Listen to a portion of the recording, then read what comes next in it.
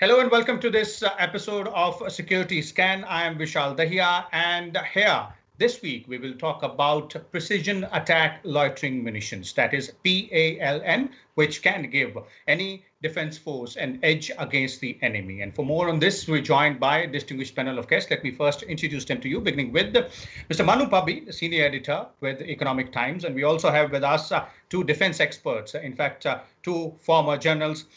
Retired Lieutenant General B.S. Pawar and retired Brigadier General P.K. Chakravorty as well with us.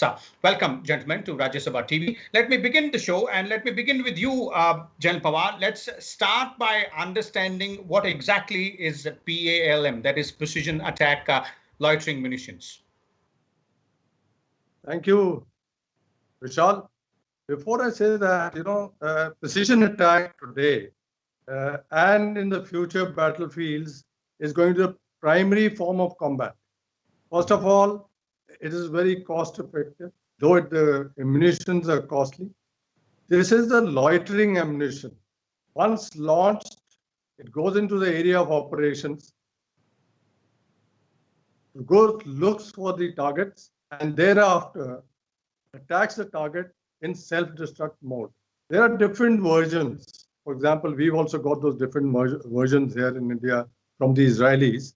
So, and this will, the best part of this ammunition is that it is low cost compared to the other UAVs like the UCAVs you have. And I would put it somewhere between the UAVs, UCAVs, and the cruise missile, somewhere between that. Now, India, most of the countries, a lot of countries have shown an interest in this. This is one of the latest now, which is affecting. I just want to, connect that India has got this loitering munitions in terms of Harpy and Harop, both from Israel. And the Indian Air Force is operating those. Harop is a later version of Harpy. So the best part of this is that the troops do not get involved. Like, for example, when we carried out the surgical strikes, this was an ideal type of ammunition which could have been used and would have had a pinpoint accuracy and would have gone and struck without, endangering the lives of our men. So basically, loitering ammunition is the future weapon system and is going to be used extensively by various countries. Just to give you an example, these drone attacks of the Russian base in Syria and what happened in Aramco oil facilities in Saudi. These, though we are calling them drones, but basically they were armed and they were fed the data and they went accurately and hit the targets. I mean, this is something like a loitering munition. So I'll cover more later, but this is what loitering ammunition is all about. Okay, definitely. We'll come to this aspect of how this is being used by defense forces in various countries and what have been the results. But let me first bring in General Chakravorty here as well. General Chakravorty, your views on PALM and its effectiveness. Firstly, thanks Vishal, thanks General Pawar, and thanks Manu Pubby, whom I'm meeting after a very, very long time. We had lunch together, Manu, at Brigadier Gurmeet Kanwal's place. Sorry. But the issue which I want to come about is my favorite subject, loitering munition. Well, you may find it what you call interesting to note that while I was in service, I dabbled with it quite a lot and tried to get it for the Indian Army. Well, Harop has come, as General Pawar has correctly said, for the Indian Air Force. And basically, we were involved with, shall we say, 3 companies, if I may say MBDA. Then, of course, Israel is someone which figures in everywhere. And next was Lockheed Martin. Believe me or not, we even planned a firing and planned other issues. This was overall for the loitering munition. Now we have come down to what you're calling the PLAM. Now PLAM is now today with 14 countries. Even China has it. So it's nothing which is out of the way. But I agree with General Pawar that precision is a big issue. The PLAM is something which a man can carry in a man-pack form, get even slither down a helicopter, get down, and then be able to launch it. As General Pawar correctly brought out, I just would like to share how it will operate. You see, it's going to be nothing but what you call a mini UAV. The UAV will take off and it will keep loitering. It has got a camera and you've got a GCS, a ground control station. Now, the ground control station will be able to see where the targets are because the camera will be telling you. Now, you may not be able to see the targets. You look at it today, I'm going to say we went just now, a few days back, we really didn't know that the targets were there. That is the main issue. Whole issue is to know where's the target and what it is. Once you know the target, you're able to hit it. When I visited Israel, I just want to share, there was a missile called the Delilah. Delilah is supposed to have 0 meters CEP. That means it's bang on target. It came back, submitted a report to everybody. And therefore, what is required is that you need to hit a target at a pinpoint distance. We have an Excalibur ammunition that has a CEP of 5 meters. Precision ammunition, when we talk of, is a pinpoint, and this is going to be pinpoint. And most interesting, you fire a cruise missile, it doesn't come back. Well, from a UCAV, you fire a Hellfire, that Hellfire goes. It may hit, may not hit. The beauty of this particular ammunition is it's going to come back to you. And the most interesting thing which I find, all weather, day, night, and who's going to use it? The same man whom today you're relying most, the man on the ground. As a matter of fact, I would put it that this is something which I really wanted for the Indian Army, and I did my best. But we could not, and somehow we got so many things, but this was one thing which we could not even take it up to the more than the RFI stage. And today also we are at RFI, but for a smaller level. I think give the other. Okay. We'll come to the other aspects as well, but let's have Manu Pubby's initial views as well. Manu, your views on that, as both the journalists are pointing out, quite a lot of advantages, and this is a new age weapon. It's totally a new age weapon. It's a weapon that has been required by our forces for a long time. In our earlier show, remember we spoke about standoff capability, especially for Pakistan and POK, which has been pushing in terrorists. We need to have capability to hit them from our side of the country without putting our troops in harm's way. So, the type of loitering munitions that we have in service right now, the Haroop and the Heartbeat, the general brought out, are really big platforms. They're very expensive platforms. They're designed to fly for 6 hours, go 1,000 kilometers, maybe, keep loitering, and then. So they're designed to take down a high-value target, like a radar station, a command headquarters.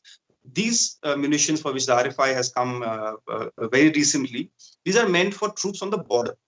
And I think they will be extremely useful for our CI troops, because the problem we have been seeing is that on the Pakistani side, these terror launch pads, these terror camps, they are located very close to the LOC.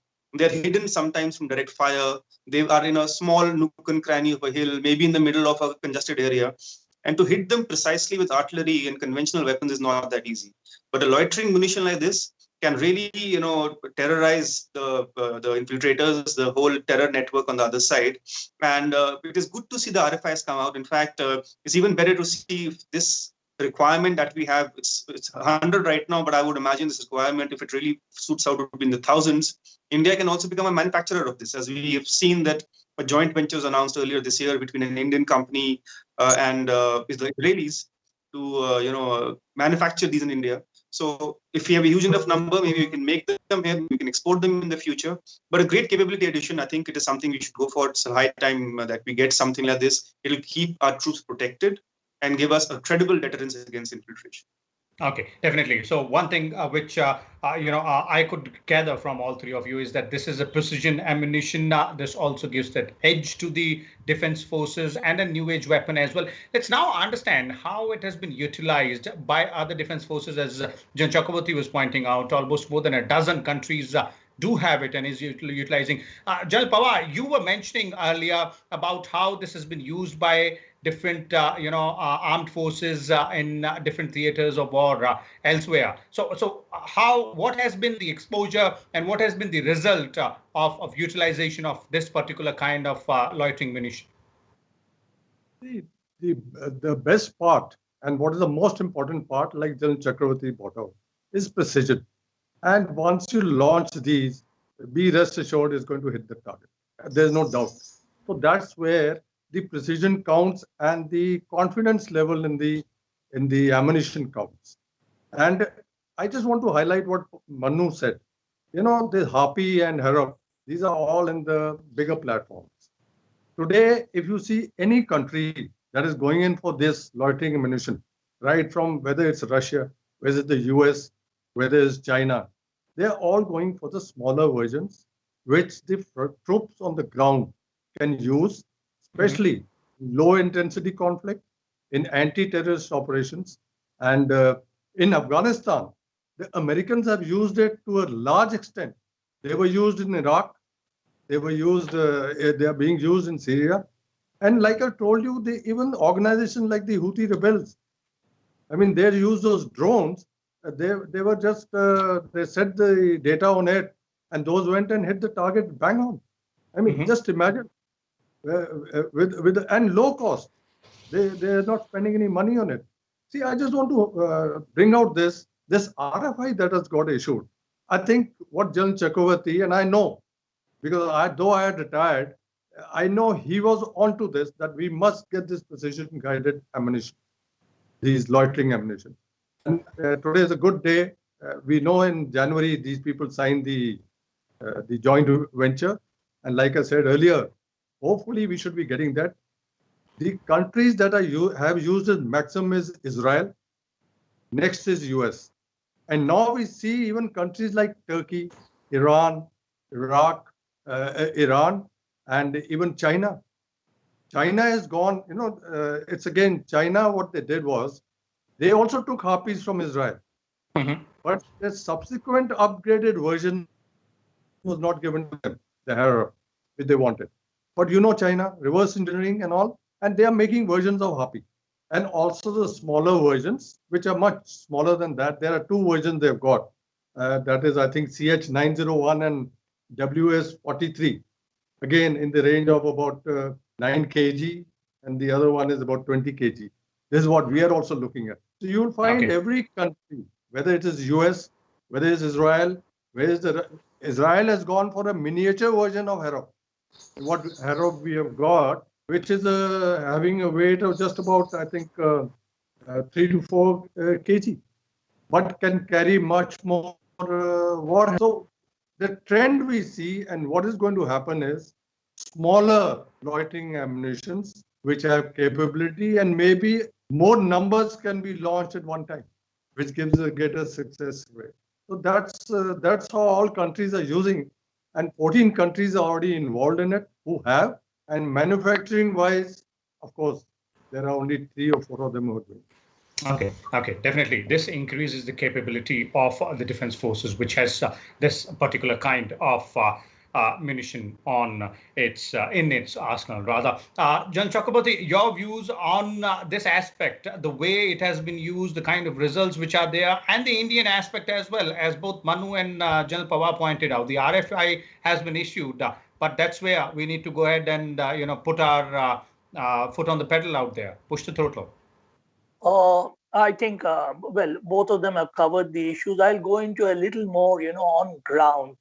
Since I'm, in these areas, including the areas where it's happening right now, way back, I'm talking, and even landed at Daulat Bay, Goldie. I mean, I still recollect, and I was thinking how exactly at that point of time we can engage things. Let me put it to you, please only don't think of CI and CT. Somehow the world has got mesmerized that there's going to be, no operations. I always feel you prepare for the operations. These are all minor issues, CI and CT. What is there in that? You have good intelligence. You can knock out a person. The whole problem I found, I must say, in actually going to targets, I must share with you, believe me, most of the people don't know who is there, even at distances as close as 50 meters by night. I'm particularly talking about mountainous terrain. I'm talking about high altitude, where people have infiltrated in J&K as much as 10 meters away. I have headed courts of inquiry as a general officer trying to find out. And it is these cameras which will be operating by night. I'm saying don't even use the warhead. Let's say in the present standoff, if I had this, I wouldn't have even used the warhead. I would have used the cameras and known what is happening. The whole issue is you don't know what is. I'm sitting in this room. Do I know what is happening in the next room? This is what is the loitering. And I saw this in Israel, by the way. It's something, and then when one went in Northern Command, imagine I was in an appointment, General Balli knows, where my job was targeting and hitting targets and not allowing Manu Pubby to report that so many losses have taken place. Rather, he would report, you don't know that what you call what is happening. So I had to know. And how do I know? I launched these UAVs. Believe me, in you today, you have got herons flying.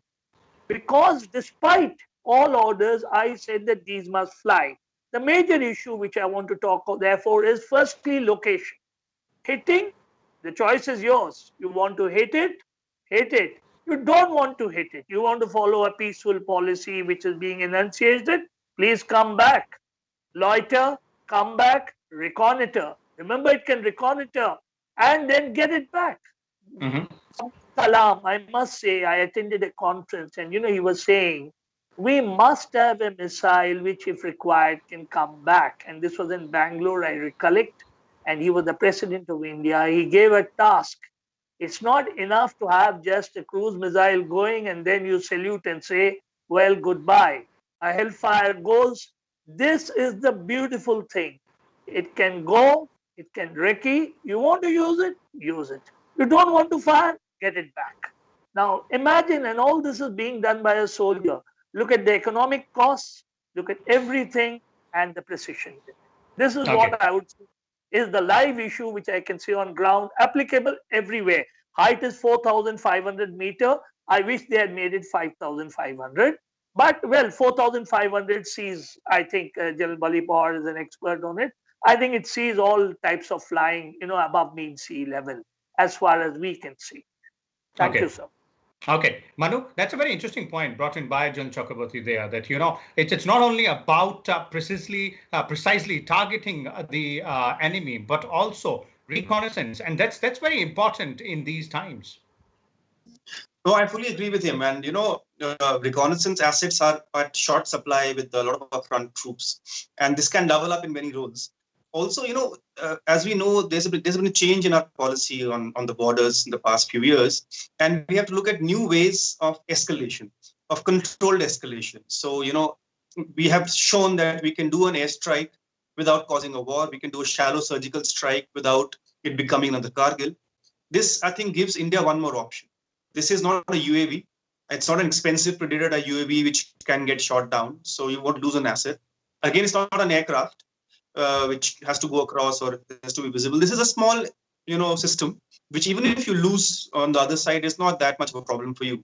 But the other side knows that this is the cost that can come about if there's an attack on our posts, if there's a large infiltration attempt. So I think it gives India the flexibility of, stretching the escalation ladder slightly more. And of course, the multi-role capability is very, very useful, very handy, like the general brought out. It can do a role of lots of mission. And I think, again, the value of having such a system is maybe not in using it, but in just the deterrence value of it, that the enemy knows you have this. So, that would make him think twice, maybe thrice before doing anything.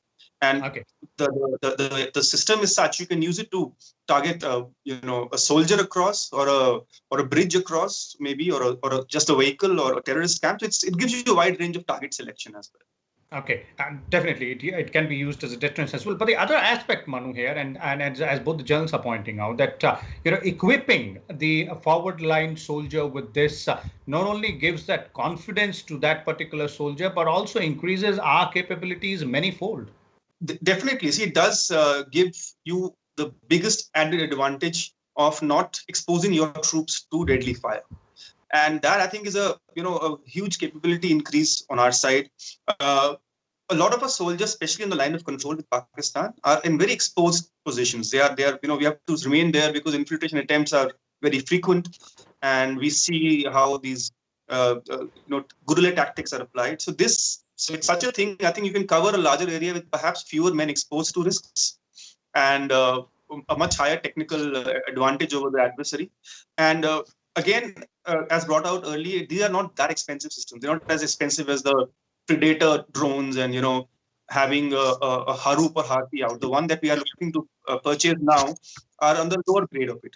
And if we can get them in larger numbers, especially producing them in India, It could give you both technology to develop them further, like the Chinese have done. You can make your own line in the future, and you can mass produce them for your own requirements as and when it is felt. Let me bring in General Pawar here. General Pawar, coming back to the aspects which were being raised by General Chakravorty there as well, and Manu's point also in terms of enhancing the capabilities and giving that confidence booster to the soldier on the front line as well. Reconnaissance is one important aspect here. Reconnaissance and surveillance is the most important effect. And thereafter, if you have this, you can find the target and you can go and get the target. And I think me and Chakravorty are gunners and artillery people who have been born, and got up on this reconnaissance, and we've set up centers. I think everything in the Indian Army, the control of entire surveillance centers and reconnaissance and UAVs and everything is judgment of artillery, and both of us belong to it. I'll just cover, there is no doubt this is a weapon and I have no doubt in my mind. The moment it reaches my infantry battalions, like what Chuck's brought out. Imagine the battalion would have had these assets with them. They would have known whether the Chinese have gone back or not. He wouldn't have to physically go there. Look at it, would have saved all those lives. I think such an important facet, just a small item would have given him the information, and he would have reported back, sorry, they are not left. What is the next action? As we go up in altitude, performance of all flying things reduces due to the thin density of it. So, we've got to be very careful when we are asking for, especially the smaller machines. Their capability to operate beyond a certain altitude will be a problem because engine power will be less, a lot of other issues. So I think what we have given for the RFI is a very suitable, limit for it to operate. And if it can operate at that, I think that will be an excellent thing. I just wanted to highlight this.